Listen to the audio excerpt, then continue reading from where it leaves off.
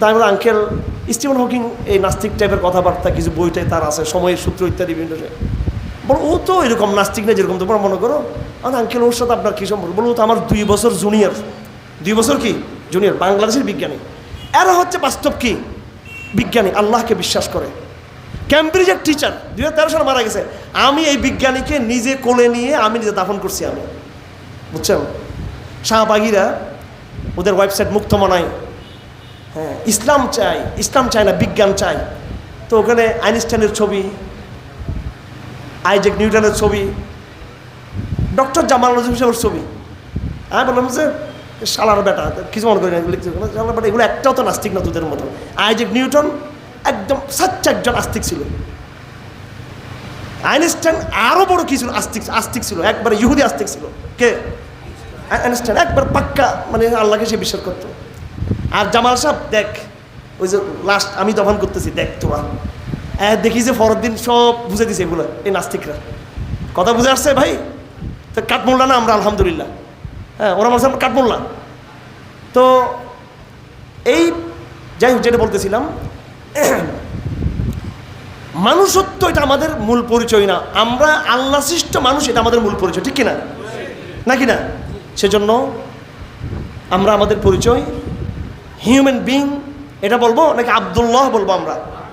আমরা যদি আব্দুল্লাহ এই পরিচয় যদি আমাদের শিক্ষা ব্যবস্থা আমাদের ইন্টার থেকে ইন্টার পাস করে, রসায়ন পাস করে, ফিজিক্স পাস করে, অঙ্ক এবং ইংরেজি পাস করে, বিভিন্ন ফ্যাকাল্টি থেকে আমরা পাস করে যদি বের হয়ে আমরা যদি নিজের আব্দুল্লাহ এই পরিচয় যদি আমরা নিয়ে শিখে বিশ্ববিদ্যালয় থেকে যদি বের হতে না পারি, কলেজ থেকে বের হতে না পারি, পুরো শিক্ষা ব্যবস্থা তাগুতের শিক্ষা ব্যবস্থা, জাহেলিয়াতের শিক্ষা ব্যবস্থা, শিরকের শিক্ষা ব্যবস্থা। কথা ঠিক কিনা? এই শিক্ষা ব্যবস্থা আপনাকে সেটাই শিখাচ্ছে যে আপনি আব্দুল্লাহ না, আপনি কি না? No, you are not Abdullah, you are human being. আপনি হিউম্যান বিং এটা শিখাচ্ছে। আপনি অর্গানিকভাবে আসছেন, আপনি এখানে অর্গানিকভাবে আসছেন। আমি আপনাকে দেখাই দেব বাংলাদেশের অনার্সের মাস্টার্সের সিলেবাসে যে মধ্যে বইগুলো পড়ানো হয় একেবারে পরিষ্কার। ডক্টর শাহনওয়াজের বই আছে এই অনার্সের বইয়ের মধ্যে, পরিষ্কার এই তার বইয়ে ছবি দিয়ে দেখাইছেন যে মানুষ কীভাবে এই বিবর্তনবাদের বিরুদ্ধে, থিওরি অফ এভলিউশন থেকে আসছে মানুষকে আল্লাহ সৃষ্টি করে নেন। এটা আমাদের দেশের বুদ্ধিজীবীরা লিখছে বই, এবং ছবি দিয়ে দেখাইছে যে মানুষকে আল্লাহ সৃষ্টি করে নেই, মানুষ আসছে সমুদ্রের তলদেশ থেকে, কীট পতঙ্গ থেকে আস্তে আস্তে আস্তে বিবর্তন হতে হতে হতে হতে হতে তারা এই পর্যন্ত মানুষ হিসেবে আসছে। নাউযুবিল্লাহি মিন যালিক। এবং এই ডক্টর শাহনওয়াজ তার সে বইয়ের মধ্যে লিখেছেন যে মানুষের যে বর্তমান যে কাঠামো, যে স্ট্রাকচার, যে বডি, এটার বয়স হচ্ছে 40,000 বছর অনুমানিক। নাউযুবিল্লাহি মিন যালিক। আল্লাহ প্রথম দিন মানবকে সৃষ্টি করেছেন এই শেকেল দিয়ে, নাকি না? আদমকে আল্লাহ এইভাবে সৃষ্টি করেছেন। আর এ বলতেছে না এটার বয়স নাকি 40,000 বছর।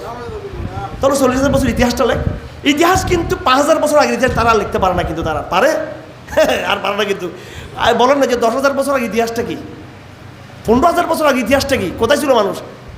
একটা বই দেখাতে পারবেন না পৃথিবীতে 15,000 বছর আগের মানুষ কোথায় ছিল তারা প্রমাণ করতে তারা পারবে না কোথাও। 7,000, 8,000, 5,000, 10,000, 8,000 এইভাবে তারা কোনো মতো টানার চেষ্টা করে। তারা কোরআনকে ক্রস করতে পারে। আর কোরআন বলে দিয়েছে নূহ আলাইহিস ইসলামের কথা সেখানে পরিষ্কার নিয়ে আসছে একেবারে। এবং নূহের আগে কোরআন শীষ আরও নবী এবং আদম আলাইহিস সালামের কথা নিয়ে আসছে এখানে, একদম ইতিহাসের অ্যাবসলিউট ইয়ে নিয়ে আসছে কোরআন শরীফ। আমি এই সমস্ত বই পুস্তক না পড়লে কোরআন নিয়ে আমার মধ্যেও ধরেন একটু একটু হয়তো রসপাতা থাকতো। আমার কোরআনের উপর বিশ্বাস এসেছে, কোরআন পড়ে যতটুকু আসছে এই সমস্ত ইতিহাসের বই পড়ে আমার বিশ্বাসটা আরও বেড়ে গেছে কোরআন শরীফের উপর। আল্লাহ পাক সূরা যুখরুফ বা সূরা দুখান মধ্যে সূরা জাসিয়া বা সূরা যুখরুফ আল্লাহ পাক কোনো চ্যালেঞ্জ দিয়ে বলেছেন ফাতু বিকিতাব মিন ইনদিকুম, যদি তোমাদের কাছে কোনো নলেজ থাকে কিতাব থেকে আমার নিয়ে আসো তোমরা, আও আসারাতিম মিন ইলম, অথবা কোনো ইতিহাসিক যদি বয়ান থেকে নিয়ে আসো।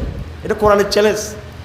কোরআন বুঝলাম এটা বৈজ্ঞানিক না, কোরআন বুঝলাম এটা তোমাদের সমাধান দিতে পারতেছে না, কথার কথা ধরলাম, কোরআনটা ধরতেছি না, কোরআনটা মানতেছি না। তা আল্লাহ বলেন ঠিক আছে যেটা মহাসত্য সেটা নিয়ে আসো। পারছে এই পর্যন্ত বিজ্ঞানীরা এক বাক্যে বলতে পেরেছে যে আইনস্টাইনের সূত্র চূড়ান্ত, নিউটনের সূত্র চূড়ান্ত, কার্ল মার্ক্সের সূত্রটা চূড়ান্ত। বিজ্ঞানীরা কোনো বিজ্ঞানীর সূত্রকে তারা বলতে পেরেছে যে এটা চূড়ান্ত? বলতে পেরেছে? দাবি করেছে যে অ্যারিস্টটলের এই সূত্রটা চূড়ান্ত? কখনো দাবি করে নেই, তারা নিজেরা দাবি করে নেই। বিজ্ঞান বলছে আমরা একটা এক্সপেরিমেন্টের মধ্যে দিয়ে যাচ্ছি, আমরা একটা পরীক্ষা নিরীক্ষার মধ্যে দিয়ে যাচ্ছি আমরা।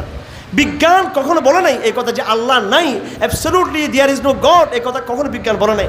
বিজ্ঞান বলছে আমরা এটা পাই নাই, এটা গবেষণা করে আমাদের এর মধ্যে আসে নাই। আর এরা বলছে না আল্লাহ বলতে কিছু নাই। এই যে নাস্তিকতা আর বিজ্ঞান কিন্তু কি নয়, এক নয়। নাস্তিকতা এটা দার্শনিক ব্যাপার, আর বিজ্ঞান হচ্ছে এটা বস্তুবাদী বা অ্যাপ্লিকেশন, যেটা হচ্ছে অ্যাপ্লাইড ব্যাপার, এটা বাস্তববাদী বিষয়। এটা আমার ভাইরা,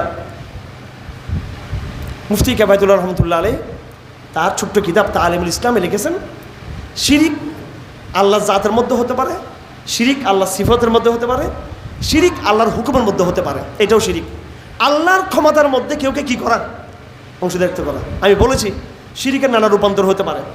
শিরিক ফিল হুকুম তিনি বলেছেন, শিরিক ফিল ইরাদা, শিরিক ফিল ইলম, শিরিক ফিল সিফাত, এবং এরপরে তিনি উদাহরণ দিয়েছেন শিরিক ফিল হুকুম, আল্লাহর ক্ষমতার মধ্যে শিরক হওয়া। তিনি উদাহরণ দিয়েছেন, যেমন নাকি তিনি স্পষ্ট লিখছেন যে পীর সাহেবরা মানে ভণ্ড, তারা